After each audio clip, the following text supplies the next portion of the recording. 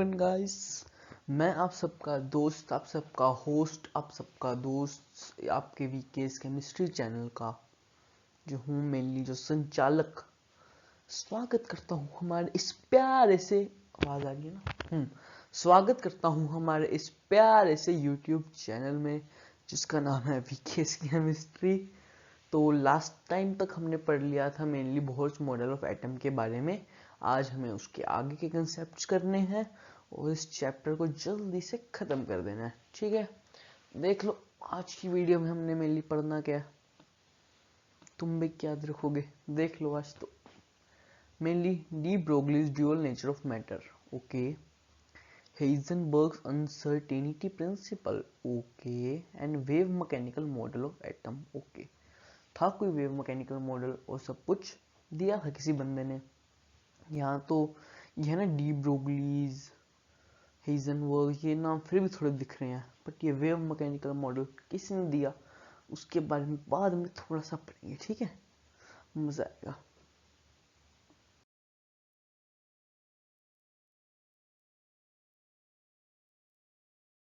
So I welcome, oh, so I welcome all of you to this beautiful सा lecture।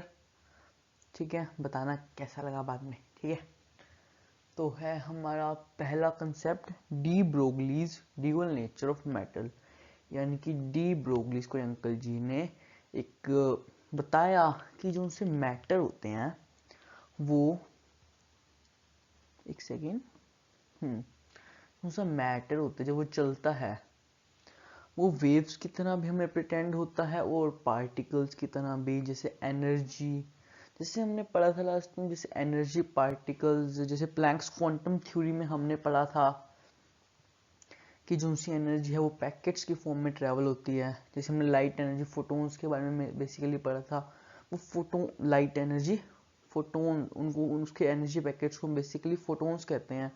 वो उन discrete packets की form में travel होती है। वैसे कोई मैटर होता है वो उन पैकेट्स की फॉर्म में और या फिर एज ए वेव की फॉर्म में भी हमें प्रिटेंड होता है। उसके बारे में हम थोड़े आज जानते हैं। ठीक है, तो भाई कहाँ गया हमारा लिखा हुआ आ जाए। डी ब्रोगली प्रोपोज दैट, यानी कि ना जैसे जैसे मैं लाइट का एग्जांपल ले रहा था कि light as a material particle भी और एज ए वेव दोनों की फॉर्म में एज ए ट्रेवल करता है। और वही कोई मटेरियल पार्टिकल जैसे कि इलेक्ट्रॉन, जैसे हम स्मॉल मटेरियल पार्टिकल्स की बात कर रहे हैं, इलेक्ट्रॉन प्रोटॉन न्यूट्रॉन, अब जो भी को, अगर हम बेसिकली इलेक्ट्रॉन की बात करें वो किसी लाइट की तरह मटेरियल पार्टिकल और वेव दोनों की तरह किसी एनर्जी की तरह ऐसे प्रिटेंड होता है। जैसे इलेक्ट्रॉन जा रहा है, ये देखो इलेक्ट्रॉन जा रहा है, हम इसे एज ए वेव की फॉर्म में कंसीडर कर सकते हैं और एज ए मैटर भी, एज ए मटेरियल पार्टिकल। ठीक है, तो ये हमें बताया था कि किसी मैटर के दो तरह के नेचर होते हैं, वेव नेचर और मटेरियल नेचर। था बेसिकली इतना ही बस। आज state D Broglie's dual nature of matter, ये लाइन लिखाना, कोई तुम्हारे नंबर नहीं काट सकता।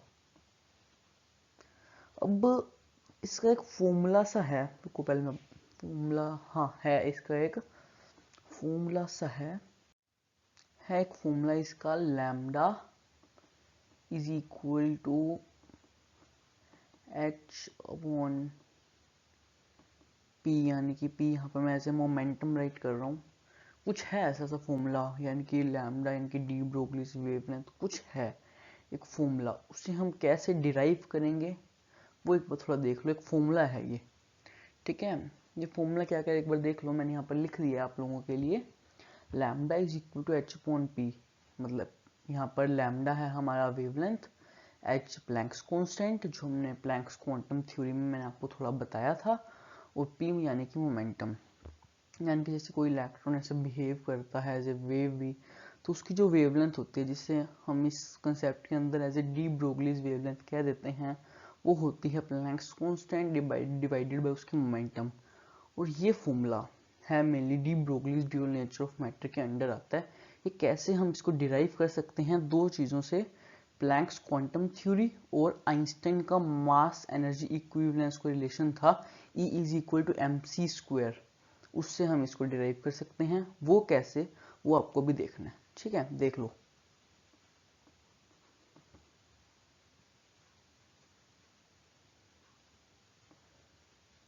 सबसे पहले according to Planck's quantum theory,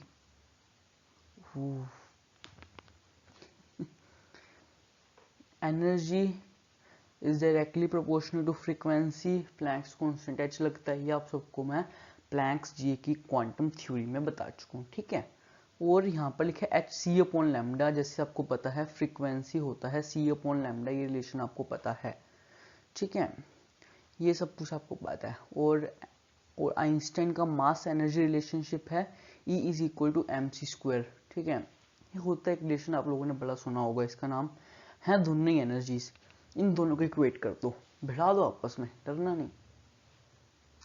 बढ़ाने के बाद आएगा hc/λ = mc², मतलब इसको इसके इक्वल पुट कर दिया। पुट करने के बाद क्या होगा, ये c इसके स्क्वायर को नहीं छोड़ेगा, है ना। ओके, फिर लैम्डा उधर चला जाएगा, mc नीचे आ जाएगा। ये मैं सही था। चलो, लैम्डा उधर mc नीचे, ठीक है। ये तो बेसिकली हम स्पीड ऑफ लाइट लेने सी, मैं इसको एज ए mv भी लिख सकता हूँ। मैं स्पीड ऑफ लाइट ना लूँ, सिंपल कोई भी स्पीड लूँ, mv h/mv। जैसे वहाँ पर हमने लिखा था E = hc/λ, होता तो फ्रीक्वेंसी एज ए v/λ भी है, ठीक है। और हम सबको पता है कि mv होता है हमारा मोमेंटम के इक्वल, ठीक है। सो हमारे पास वही वाला फॉर्मूला आ गया, लैम्डा = h/p मोमेंटम, ठीक है। इजी था, इजी पीजी, बच्चे तो आराम से कर लेंगे, बड़े अच्छे बच्चे होते हैं। तो चलो आगे चलते हैं, बिना वक्त ज़ाय करे हुए। समझ नहीं आया तो वीडियो यार बैक कर लिया करो, शर्माया ना करो, कोई नहीं देख रहा, शांति।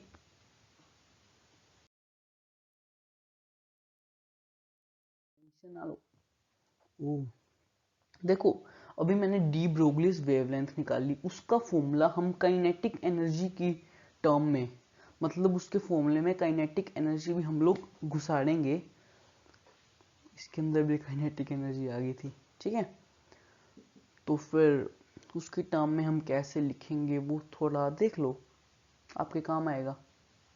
क्योंकि सीधा सीधा कर क्वेश्चन पूछ लेते हैं, टेल दो wavelength, D Broglie's wavelength terms of kinetic energy, क्या करोगे?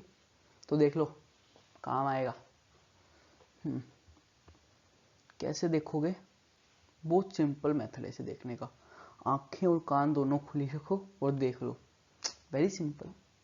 माइंड खुला रखो, सब दिमाग में जाएगा, नोट्स बनाओ, मजा आ जाएगा। देखो, आप लोगों को पता है, जो बहुत मार लिया मैंने इतने फनी जोक से। काइनेटिक एनर्जी होती है ½ mv², ठीक है। राइटिंग इशू तो भाई बता देना, अच्छी राइटिंग है वैसे।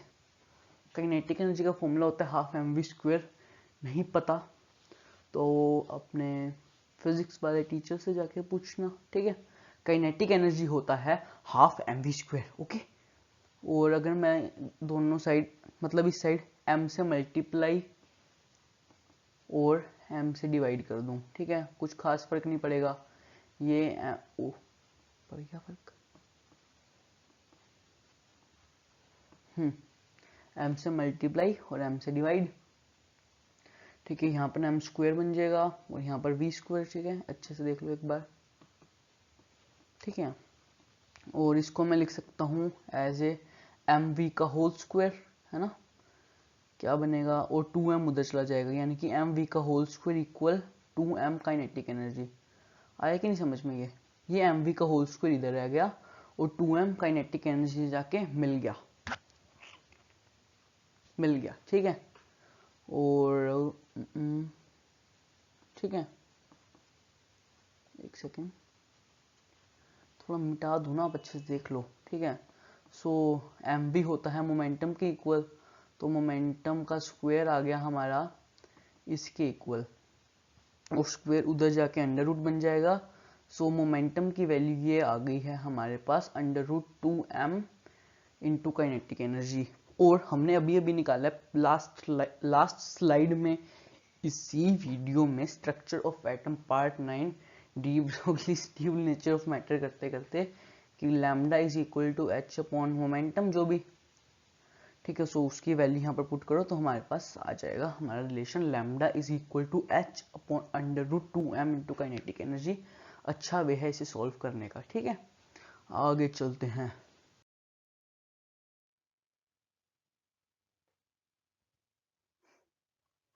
अब आता है हेइजेनबर्ग अंकल जी। अंकल जी हैं, हमसे बहुत बड़े, रिस्पेक्ट करो इनकी। हेइजेनबर्ग अनसर्टेनिटी प्रिंसिपल, कोई थे हेइजेनबर्ग, मैं नहीं जानता। उन्होंने हमें एक प्रिंसिपल दिया, ठीक है। उस प्रिंसिपल का नाम था हेइजेनबर्ग अनसर्टेनिटी प्रिंसिपल।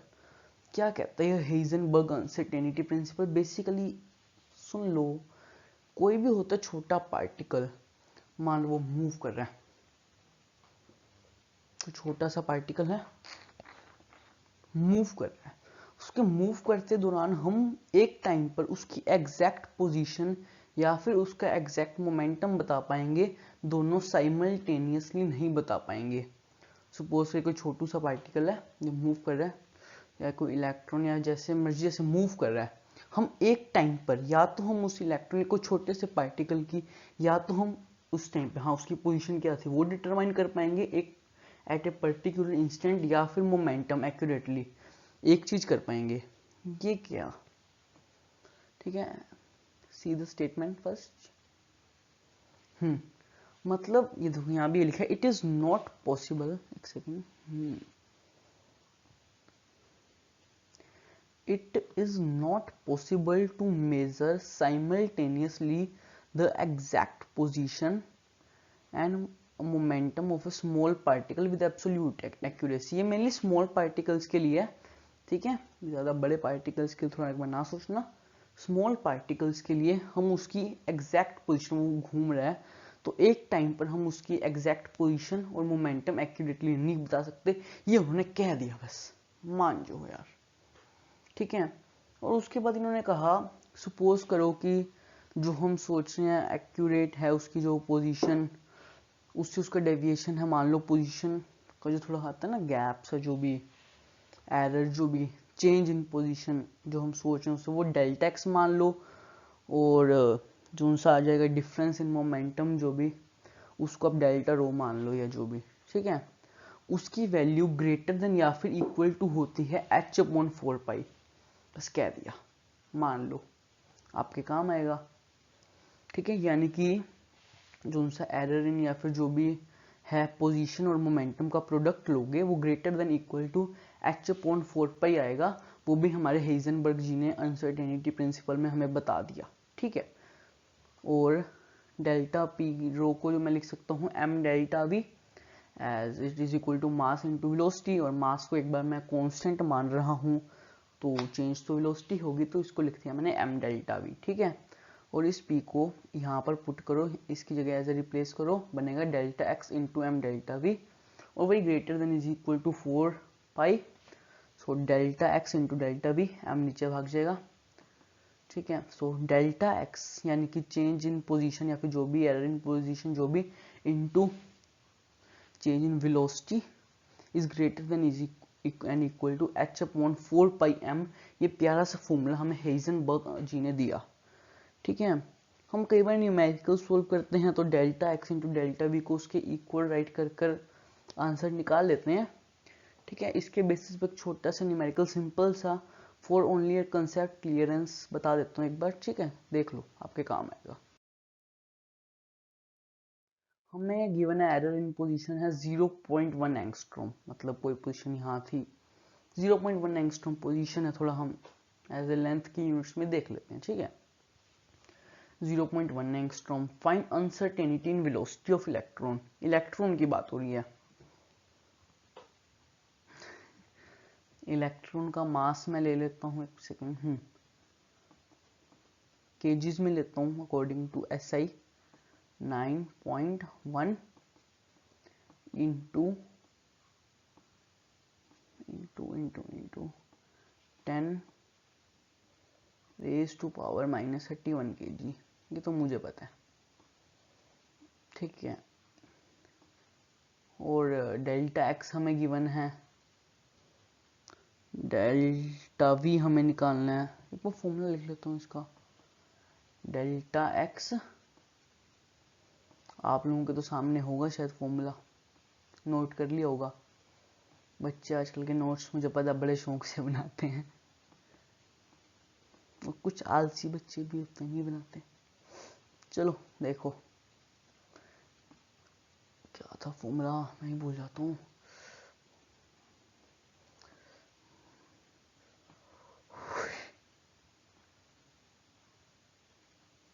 ठीक है, ये फॉर्मूला आप लोगों के सामने है। ओके चलिए गाइस, मैंने आप लोगों के लिए कुछ लिखा है। डेल्टा वी को यहीं रहने दिया मैंने, और डेल्टा एक्स को उधर ले गया, जिसकी वैल्यू हमें पता है। डेल्टा वी अनसर्टेनिटी कितनी होगी वेलोसिटी में, हमें वही निकालनी है ना। ठीक है, अनसर्टेनिटी कितना गया, ठीक है, वो हमें निकालनी है। फॉर्मूला हमारे पास है, एच की वैल्यू प्लैंक्स कांस्टेंट हमें पता है, वो होती है 6.62 इंटू 10⁻⁻34 जूल सेकेंड। मैं बता चुका था कभी। 4 पाई, पाई की भी पता है, 4 तो है ही कांस्टेंट। ठीक है, और मास इलेक्ट्रॉन का हमें पता है 9.1 इंटू 10⁻31 kg। और डेल्टा एक्स को उधर लेके गया तो डेल्टा एक्स था हमारा 0.1 एंगस्ट्रॉम, जिसको मैं लिख सकता हूँ 0.1, और एंगस्ट्रॉम को इंटू 10⁻⁻10। ठीक है, मैं 0.1 को भी 1 लिख लिया, और वो बन गया 1 इंटू 10⁻11। मोटी मोटी बात, मैंने इस फॉर्मूले में डेल्टा एक्स को इधर ले जाकर सारी की सारी वैल्यूज पुट कर ली। ठीक है, ताकि आराम से हम निकाल पाए हमारा आंसर। ओके, एक सेकेंड यहाँ पर इंटू है। ठीक है, ये सब कुछ कर लिया। अब इसके बाद हमारा आराम से जो आंसर आना चाहिए वो आएगा 5, ये क्या हो रहा है, 0.79 इंटू 10⁻6। देखो कड़ी कड़ी कैलकुलेशंस हैं, कोई भूल चूक होगी हो तो माफ कर देना। ठीक है, आप लोग भी करके देख लेना। ठीक है, सारी वैल्यूज पुट करो, अनसर्टेनिटी इन वेलोसिटी हमारे पास आ जाएगी। तो गाइज अब एक बार न्यूमेरिकल थोड़ा ओवर हुआ, समझ आ गया होगा क्या कंसेप्ट था। ठीक है, तो फिर आगे चलते हैं, और आगे देखो, मैं बता रहा था कि किसी बंदे ने दिया था। ठीक है, बंदे का नाम था Irwin Schrodinger. What is name, क्या कहा, देख लो। इस बंदे ने ना बहुत कुछ कह दिया। इसने भी एक एटॉमिक मॉडल दे दिया कि सारे दे रहे हैं तो मैं भी दे ही दूं। इसका एटॉमिक मॉडल बेस था जो मैंने अभी आपको ड्यूल नेचर ऑफ मैटर बताया, particle and wave nature of electron. मैंने बताया था कि इलेक्ट्रॉन का पार्टिकल या फिर वेव नेचर होता है, उससे रिलेटेड मैंने एक फॉर्मूला भी निकाला था। ठीक है, उसने उसके बेसिस पे एटॉमिक मॉडल दे दिया, जिसका नाम इस भाई साहब ने वेव मैकेनिकल मॉडल रख दिया। वाह, इतने मॉडल पढ़ लिए थे, एक मॉडल और, बड़ा जुल्म है। चलो कोई नहीं, पढ़ना तो पड़ेगा। This was discovered by Erwin Schrodinger. History का सवाल है, याद रखना, पेपर के लिए बहुत जरूरी है। मजाक कर रहा हूँ, फॉर जनरल नॉलेज बता रहा हूँ, देख लो। This was discovered by Erwin Schrodinger नाम कोई आदमी था, 1926 यानी कि 1926 में डिस्कवर किया। ये क्या कहते हैं, देखो इलेक्ट्रॉन है, सॉरी मैं कोई एटम है, उसका पॉजिटिवली चार्ज न्यूक्लियस थी। इलेक्ट्रॉन एक 3 डायमेंशनल, जैसे सपोज करो, क्या सपोज करोगे तुम, ये है कोई सपोज यही को मान लो कोई न्यूक्लियस दिख रहा है क्या,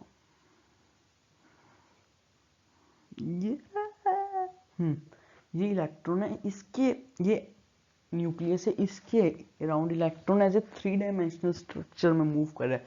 ये नहीं कि ऐसे ऐसे कर ला, एक 3 डायमेंशनल स्ट्रक्चर में मूव कर रहा है, एक 3 डायमेंशनल वेव की तरह। ठीक है, उसकी इलेक्ट्रॉनिक फील्ड में पॉजिटिवली चार्ज न्यूक्लियस, उसने कुछ ऐसा बताया, देखिए लिखा हुआ है मैंने This describes the electron as a three-dimensional wave in electronic field of positively charged nucleus के अराउंड एक वेव की तरह, एक थ्री डायमेंशनल वेव की तरह मूव कर रहा है। ठीक है, ये वेव कैसे मूव कर रही है उसकी पोजीशन डिफाइन करने के लिए एक फंक्शन बनाया गया जिसे हम वेव फंक्शन कहते हैं, जिसे रिप्रेजेंट करा गया ग्रीक लेटर जिसका नाम है साई। साई त्रिशूल जैसा है, इसे हम साई कहते हैं, ग्रीक लेटर है। ठीक है, जैसे कैसे वो वेव कहाँ पर है, उसकी प्रोबेबिलिटी क्या है, कैसे वो मूव कर रहा है, उसको रिप्रेजेंट करने के लिए ये बनाया गया साई। इसकी थोड़ी बहुत सिग्निफिकेंस लोग मतलब ये है ना, हमें इलेक्ट्रॉन की पोजीशन बताती है इन टर्म्स ऑफ कोऑर्डिनेट्स, जैसे एक्स वाई जेड होती है ना, वो कहाँ पर वो वेव सी घूम रही होगी। ठीक है, छोटी सी वैल्यू होती है तो इसका कोई फिजिकल सिग्निफिकेंस होता ही नहीं है, वो किसी और चीज का होता है, वो मैं आपको नेक्स्ट स्लाइड में बताता हूँ। पहले ये अब तो इतना समझ आ गया या नहीं, मुझे अभी आंसर चाहिए, कमेंट सेक्शन में बता देना। ठीक है, नहीं आया तो वीडियो बैक कर लो, खुली छुट्टी।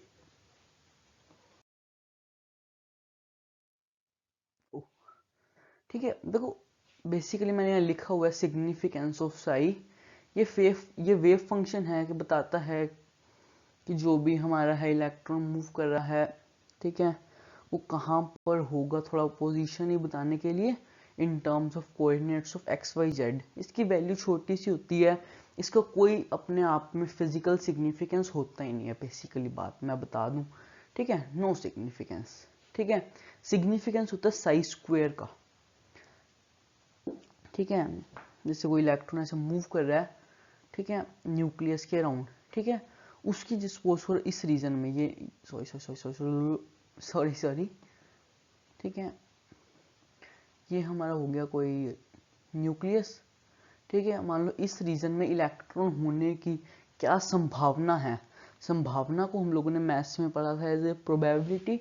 ठीक है, वो बताता है किसी स्मॉल सी रीजन में इलेक्ट्रॉन पाने जाने की क्या संभावना है, उस प्रोबेबिलिटी को बताता है। जैसे थ्री डायमेंशनल स्ट्रक्चर ही हो गया ना, उस प्रोबेबिलिटी को बताता है सिग्नी वो साई स्क्वायर, जो हमारे पास साई की वैल्यू वेव फंक्शन आता होगा उसको स्क्वायर कर दो, वो हमें वो प्रोबेबिलिटी बताता है कि उस स्पेस के अंदर maximum probability of find electron कितनी होगी। और वो जो और जिस रीजन पे वो जो मैक्सिमम प्रोबेबिलिटी फाइंडिंग होती है ना इलेक्ट्रॉन की फाइंड करने की, ठीक है, उस रीजन को, उस स्पेस को हम ऑर्बिटल कहते हैं। सुना होगा नाम ऑर्बिटल, वो जो स्पेस होता है जहां पर मैक्सिमम प्रोबेबिलिटी होती है इलेक्ट्रॉन के फाइंड होने की, क्योंकि हम कौन सा चाहे डीप तक गए हैं, हमने कौन सा इतना देखा है। ठीक है, तो फिर उसके अंदर कैसे होगा उसे हम कहते हैं ऑर्बिटल। ठीक है, और जैसे वो स्लाइड टूट गई वैसे ही मैं भी दुखी मन से आप लोगों को छोड़ रहा हूँ, आऊँगा वापस, टेंशन ना लो, ये चैप्टर भी थोड़ा सा पड़ा है। ठीक है, वो कंप्लीट करूँगा एक बार की आज की क्लास का मैं एक बार दी एंड कर रहा हूँ, फिर क्लास लंबी हो जाए ना, फिर तो बच्चे थोड़ा समझा करो। ठीक है, तो फिर ओके, आज की वीडियो के लिए इतना ही, धन्यवाद मेरी वीडियो देखी। ठीक है, ऐसी बने रहो यार, फोड़ देंगे, अच्छे से करेंगे काम। ठीक है, केमिस्ट्री में तो मास्टरी करनी है, सब में करनी है वैसे। ठीक है, केमिस्ट्री में सब बने रहो, मैं आता रहूँगा। Okay, bye bye.